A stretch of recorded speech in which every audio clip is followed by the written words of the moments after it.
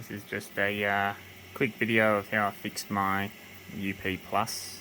This is the one, or the original one, not the UP Plus 2, that doesn't have the auto bed leveling and all that rot. I bought it pretty cheap, 250 bucks. Was told that the hot end had some issues and he'd included a spare. Threw the spare on. She was also stuffed, same issue. So what was happening was it was starting to print.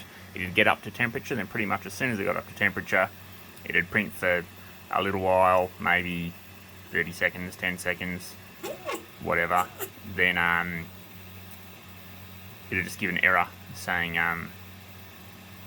basically extruder too cold, temperature too low, and it'd just stop the print and the temperature would just keep dropping. It'd be red on here saying that it's trying to heat, but it wouldn't actually be heating. The temperature just keeps going down. And anyway, there was a heap of suggestions online, hot end extruder being most common, followed by replace this ribbon cable. And